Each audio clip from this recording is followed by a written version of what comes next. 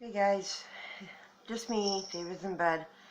I just wanted to make a quick video because I'm having a very full-blown panic attack because I brought it on myself because I'm thinking about finances, thinking about my health, thinking about trying to grow the YouTube channel,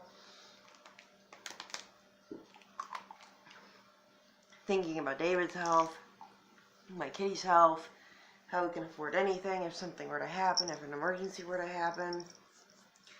Onyx, don't you dare knock the camera over. And yeah, this is where my ESA, like we posted about earlier today, comes into play. Oh, she found my hair tie. She plays. She loves my hair tie. Loves to play with the hair tie. But like, just the fact that she's like right here with me and, you know, being cute and being fun and giving me something else to think about and focus on, which is good. That's, you know, part of her job. I don't mean she's an employee. I love her like she's my own baby, because she is my own baby, even if she didn't come out of my womb. So I thought I would document. Oh my god. Yeah, you can play with your hair tie. You can play with it. There you go. She loves playing with my hair ties. I don't know why. She just does. So, I thought I'd take you guys through the routine real quick. When I start my panic attacks. I have actually been diagnosed with full-fledged panic disorder, which means my attacks can come out of nowhere, which this one kind of did. Because I can usually think about this kind of stuff with no problem, but once in a while it will just be like, whoa, no, wait a minute, stop. Onyx, you are too cute. You are way too cute. Yeah, let me adjust the camera down here.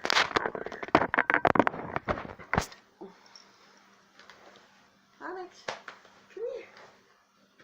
Come here, baby.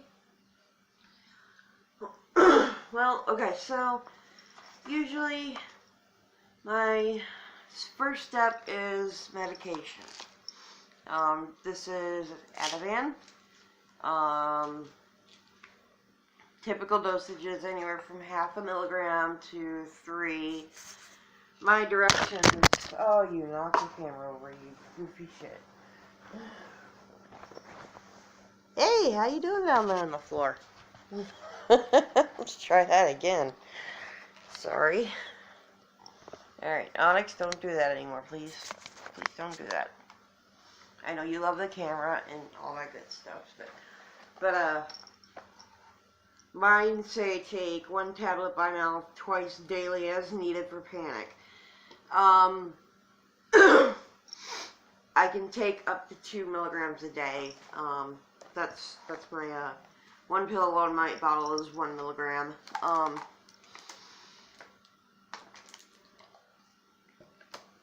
So I will take 2 milligrams of Ativan. I just know that I can't take any more for the next like 20 hours or so. So in that case, if that happens, again, I have to go in a more natural route of, we made a video about, like putting the cold rag over your eyes and, stuff like that. I know I'm breathing hard. I do that when I get panic attacks because I breathe very hard. So I've got my medication, taking it with water, nothing with caffeine, because the last thing you need in your body right now when you're having a panic attack is a stimulant, like caffeine. So I'm taking it with water. I'm going to do that.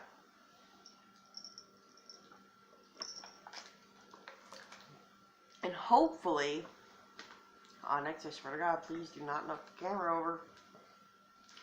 So hopefully, within 15 to 20 minutes, the Ativan will probably help me feel better. Alright, come here, little girl. Come here. Okay, why don't you lay down? There you go. And this is what an ESA does. She keeps me company, she plays with me, she snuggles with me. Sometimes she'll play a little rough. She'll start scratching and biting, but I usually just say, hey, you're too rough, and she stops. We were talking about ESAs earlier, and one thing I'd forgotten to mention is that, you know, they lower your blood pressure, and they're good for you. You know, petting a cat, petting a dog is good for you with endorphins, with lowering blood pressure and reducing panic. But they're also good for distraction. Are you going? Where you going, baby? Where are you going? Huh? Oh no, you're gonna lay next to me. Oh, you're gonna talk about it too. Okay. She decided she wanted to lay here next to me. She's not much of a lap cat. She likes to snuggle when we're in bed, but she doesn't like sitting on my lap much. Only when I'm trying to do artwork. Cause she's an ornery little brat. So I just wanted to do. So I got to recap on my panic attacks. I take my medication. There are other medications out there other than Ativan. There's also Valium, Xanax, Klonopin. I take Klonopin too, but I try to avoid it because it makes me want to smoke because it still messes with the same area of your brain that makes you crave cigarettes. So I try to avoid the Klonopin, but yeah. So tonight I'm taking the Ativan, and so I take my medicine with water. If that doesn't work within 15-20 minutes, we start the alternate plans, which include the rag over the eyes or playing with the cat. David just recently fell asleep, so I really don't want to wake him up. If it does get bad enough, I will wake him up, because sometimes you need another person there to, you know, kind of hold your hand and take you through it, to be your sounding board, to be your reminder of everything's okay. There's no reason to be panicking right now. Money's fine, health is fine. You just need to distract yourself, get out of your head, think about something else. Really, when it comes to panic attacks, that's just about it. I had panic attacks starting in junior high, and I am now 40, if that, you do the math, okay? And I didn't even know what panic attacks were when they started. We thought I was having asthma or heart problems, so I was going to doctor after doctor after doctor, and they're like, no, she's fine, her heart is fine, her head is fine.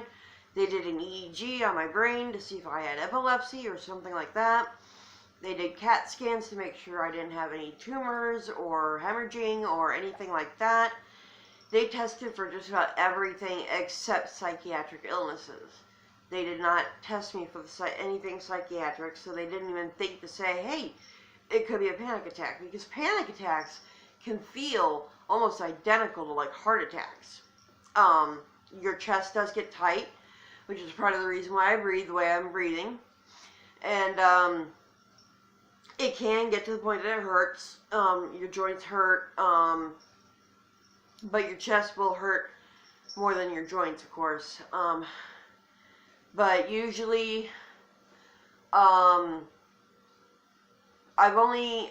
only been in the hospital a couple of times with panic attacks, and actually I'll share a very funny story with you. The first time I ever had Ativan was very shortly after I started psychiatric medication, and I didn't know what akathisia was, and I was on Risperdal. Akathisia makes you feel kind of like you have restless leg syndrome, and it makes it hard to walk right, and it makes you feel like you constantly have to be moving. You cannot sit still. It doesn't hurt. It's just more extremely annoying. It's like your legs are filled with worms or jello or something like that. Anyway, so I was having a panic attack, and at that time I did know what panic attack was. But I could not get it to go away. With my typical stuff. So, my ex-husband, my husband at the time, took me to the hospital, and we talked to a doctor, and he gave me 3 milligrams of Ativan. What the hell is Ativan? Ativan isn't even a thing. Ativan. He gave me 3 milligrams of Ativan through an injection into my hip. So that's a pretty strong hit for somebody who has never had Ativan before. So he's like, yeah, about 15-20 minutes, you're going to start feeling a lot better.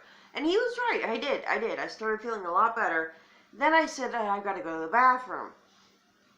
And before he could catch me, because he didn't warn me that it was going to make me really lightheaded, because the first couple of times you take it, it does kind of make you feel a little stoned. I've been taking it for 20-something years, so it doesn't do that to me anymore. But I stood up, and I was about to ask where the bathroom was, and my legs just gave out, and I fell on the floor. And this poor doctor, oh my God, are you okay? I tried to tell you, I tried to get you, but you left before I could catch you, and da-da-da-da-da-da. I'm like, I'm fine, I fell on my ass, I just need to pee. Just help me to the bathroom so I can pee. I didn't care that I fell because it didn't hurt anything. But I was just not expecting that. I mean, 3 milligrams of Ativan straight into your ass is like, wow. And that is when I first got Ativan, and he sent me home with a prescription for it. And ever since then, I've been on Ativan, and that was at least 19 or 20 years ago when that happened. So Ativan's been one of the longest of all the medications I'm on, one of the ones I've been on the longest. And he also hooked me up with some Cogentin. So Cogentin helps prevent akathisia, and he hooked me up with some Cogentin to prevent this from happening again. But I have panic attacks on a regular basis. Breathing. Deep breathing. In through your nose, out through your mouth. Slowly and deeply. That will help calm you down. And that comes to me naturally now. I do that breathing after a while, after so many panic attacks, after doing this for so many times, it becomes autopilot. It does. Like, I don't even think about the breathing until, like, later, but, I will automatically start that bleeding. God, I'm just full of words today. What? What? Well, come here. Oh, fun. That was graceful. Here she. Oh, yep. Kill the paper towels. Yep, definitely gotta kill those paper towels. Yeah. Oh, you want to tell me, Rob? Yeah, she's being a good girl. She knows when Mommy needs her to hang out.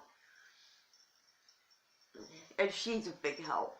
She doesn't realize it, but she is a really big help. And I'm really glad my therapist that I had at the time recommended us getting a cat. Well, she said a cat or a dog, but I'm more of a cat person. David's kind of indifferent. But we live in a little 2-bedroom apartment, and I don't want to be out at 3 o'clock in the morning in the snow, walking the dog, begging him to go poop. So we opted, plus the cats were cheaper than the dogs. I already took my meds, don't take them again. I took 2 milligrams. Water.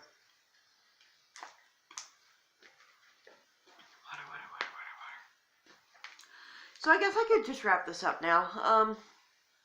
Yep. To recap, medication, deep breathing, no caffeine. If you got a pet, get your pet. If you have somebody awake with you, let them know what's going on. If you trust them, of course. And medication, follow the doctor's orders. If you do end up in a panic attack that you cannot stop on your own, don't be afraid to go to the hospital. They see it all the time. It's a regular thing for them. They're not going to judge you because you're going to the ER just for a panic attack. Because they have all been trained and they know how miserable panic attacks can make you feel.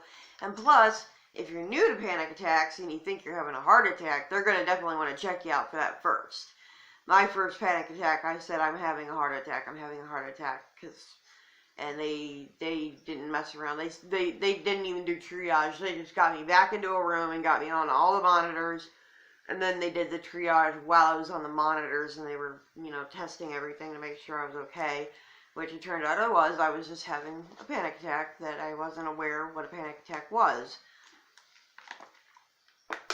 So, we'll wrap it up. If you guys have any questions, let me know, and ask me anything. Don't be afraid. If you ask something that I'm not comfortable answering, I will just say I'm not comfortable answering that. But I'm pretty open about all this kind of stuff, so spreading awareness and educating people. So if you have any questions, don't be afraid of making me mad or anything like that. Just let me know the questions and we'll answer them for you, and we'll do the best we can. So I will wish you all, as you can see, I'm already feeling better. I'm not panic breathing anymore, and the cat is playing with the Christmas tree. And we will see you tomorrow. Bye.